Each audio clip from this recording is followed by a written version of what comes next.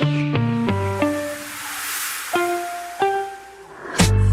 sont voleurs, ils sont assassins, ils sont violeurs, c'est tout ce qu'ils sont, Nous sommes des vrais populistes, nous sommes avec le peuple, Ok, il faut vraiment se poser les valeureuses et bonnes questions.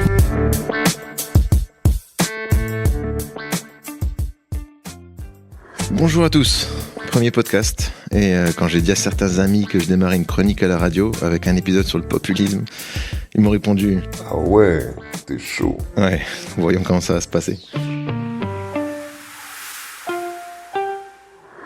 On démarre avec Trump, sans doute le populiste le plus influent de ces dernières décennies et qui a été critiqué ces dernières années par plus de 20 personnes qu'il connaissent très bien, vu qu'elles ont fait partie de son administration lors de son premier mandat.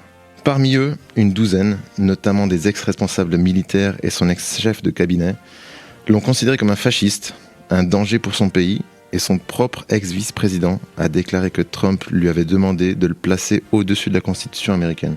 Et malgré ces avertissements, il a été réélu président du pays le plus puissant du monde. Donc on peut clairement se demander, mais pourquoi ? Pourquoi est-ce que des gens votent pour des personnes comme lui, qui mentent à un rythme jamais vu auparavant, qui ne respectent rien, pas même la loi, comme l'ont montré ses condamnations et autres procès en pause ou annulés. Surtout que ça ne doit pas être non plus parce que ce serait une lumière. On se rappelle par exemple des injections de désinfectants pour protéger du Covid, ou la récente déclaration que l'Espagne fait partie des BRICS. Bref, clarification déjà, parce qu'on entend souvent sortir ce mot, mais concrètement, c'est quoi un ou une populiste ? En gros, comme entendu dans les extraits incrustés dans le générique, c'est une personne qui cherche à gagner l'adhésion des gens et des votes quand c'est nécessaire, en jouant sur les émotions, la peur, la haine, le dégoût, l'amour, pour montrer qu'elle est soi-disant prête à tout pour défendre son peuple face à un ou plusieurs groupes qu'elle juge comme problématiques ou dangereux dans la société. Le plus souvent, directement ou indirectement, c'est les immigrés, les ultra-riches, les pauvres, les élites ou les politiciens de certains partis, les médias, les fonctionnaires, les grévistes, bref, tous ceux que ça peut arranger de mettre dans un même sac de frappe, notamment en fonction du contexte. Et ce genre de généralisation est souvent accompagné de deux techniques. 1. Proposer des solutions simplistes aux problèmes complexes de la société. Inconsciemment, il y a quelque chose de rassurant pour beaucoup d'électeurs. Et 2. Laisser penser que le ou la populiste en question est THE personne pour nous sauver. Tout ça, ça sent pas forcément très bon à la base. Surtout quand on regarde dans le rétro. Mais donc, dangereux ou pas ? Comme avec beaucoup de questions, la réponse est ça dépend.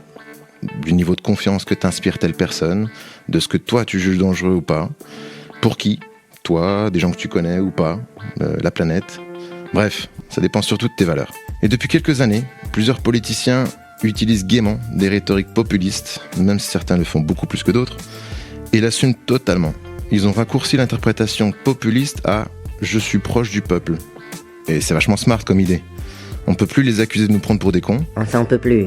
Avec ce mot-là. Les populistes, c'est comme les Pokémon. Il y en a de toutes les couleurs, et certains sont clairement plus dangereux que d'autres. Mais ce qui les réunit, c'est vraiment leur capacité à manipuler les émotions des gens. C'est là où ils sont balèzes et que ça peut être dangereux. Ils savent appuyer là où ça fait mal, flatter l'ego des électeurs, créer un sentiment d'urgence, etc. Et quand les gens sont en colère ou en peur en particulier, ils sont prêts à gober et accepter n'importe quoi. Par exemple, il y a quelques années, avant qu'il arrive au pouvoir, un petit moustachu cherchait constamment à diviser les Allemands contre les Juifs, les communistes, les homosexuels, les médias. Et quand il arrivait à la deuxième place aux élections, il avait évidemment pas inclus dans son programme qu'il allait créer des camps de concentration et gazer des millions d'humains. Et d'ailleurs, il pensait peut-être même pas le faire à ce moment-là. Mais voilà, certaines valeurs prioritaires sont plus puissantes et dangereuses que d'autres. Donc on devrait quand même garder une chose en tête. Le populisme, avec cette technique de simplification à l'extrême, ça peut se résumer à diviser pour mieux régner. Et quand on passe son temps à désigner les autres comme la source de quasi tous nos problèmes, on s'isole de plus en plus dans notre camp. On remercie au passage les algorithmes des réseaux sociaux pour leur aide. Et on refuse de plus en plus de parler, de discuter, débattre avec ceux qui sont peut-être dans ces groupes ennemis. Résultat, moins de dialogue, plus de tension et une société qui continue de se fracturer. Parce que le populisme, c'est aussi une stratégie vieille comme le monde de la politique. D'ailleurs, si vous en avez l'occasion, jetez un œil au bouquin de Gustave Le Bon, qui s'appelle Psychologie des foules, écrit en 1895. Il a notamment appris à des mecs comme Goebbels que les populations ont souvent des comportements collectifs irrationnels et qu'elles peuvent être entraînées dans des actions violentes, même si elles sont aussi composées d'individus pacifiques et raisonnables. Bref, l'histoire doit servir aussi à comprendre les erreurs du passé pour ne pas les répéter. Parce que c'est une grosse connerie que bien d'autres ont fait avant nous, de croire que ce genre de choses ne peut pas se reproduire aujourd'hui ou demain. On a beau être en 2026, l'humanisme est très loin d'être devenu la valeur la plus importante. On en a la preuve tous les jours avec ce qui se passe à plusieurs coins du monde où c'est pas Pikachu et Carapuce qui ont été élus. Alors bien sûr, tous les populistes qui arrivent au pouvoir sont pas forcément des sanguinaires, heureusement. Et il y a effectivement plein de choses à dire sur ce qui va pas dans la société et beaucoup de gens se sentent abandonnés. Mais quand on est en colère contre un médecin, c'est pas une raison pour confier son opération à un charlatan. Et il y a bien souvent d'autres graves problèmes avec les populistes au pouvoir. C'est pas pour rien, par exemple, que les piliers de la démocratie, donc les médias, la justice ou les opposants politiques, sont en général parmi les premiers à morfler, mais on n'entend pas forcément parler de ça en France. Par exemple, une petite histoire. J'ai vécu quelques années à Budapest, et je sais pas si vous connaissez Viktor Orban, mais il est à la tête de la Hongrie depuis 15 ans. Joli score pour un démocrate, n'est-ce pas? Ouais. Une longévité que le populiste a obtenue, ou facilitée, parce que lui a créé et appelé une démocratie illibérale, et que d'autres appellent une dictature électorale. Le mec a adapté la constitution du pays en rendant la justice dépendante du pouvoir et fait fermer ou contrôler par des amis quasiment tous les principaux médias du pays. Et à la dernière élection en 2022, tous les principaux partis d'opposition se sont regroupés autour d'un seul candidat face à Orban. Et c'est pas une blague. Il a seulement eu 5 minutes sur la principale chaîne télé du pays pour s'exprimer lors de la campagne électorale. Pas super étonnant qu'il ait perdu. Voilà, le genre de détails que peu connaissent à propos des pays gouvernés par des populistes. Pas de nouvelles, bonnes nouvelles, c'est pas toujours vrai, surtout quand ça concerne les démocraties ou ce qu'il en reste. D'ailleurs, quelqu'un a dit il y a 2 ans que personne n'est meilleur, plus intelligent ou meilleur dirigeant que Viktor Orban. C'était Trump, la même personne qui a aussi encensé plusieurs fois Poutine sur sa manière de gérer les choses dans sa belle démocratie illibérale russe.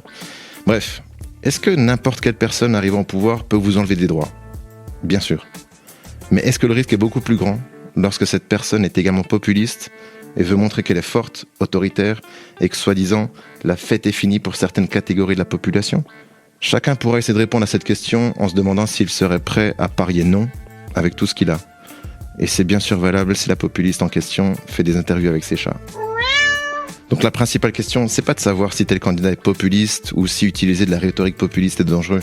C'est de bien faire marcher notre esprit critique, ne pas oublier la nuance, et qu'on regarde en face quelles sont les principales valeurs de la personne qui veut absolument nous diviser pour mieux régner. Et si celles-ci peuvent aller contre celles qui sont les plus fondamentales à notre vie en société. Parce que ce qu'on priorise dans nos votes en dit long sur nos valeurs.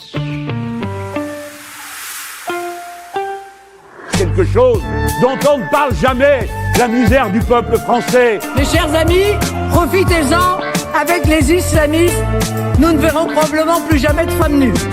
Quasi tout est une question de contexte, nuance et priorité de valeur.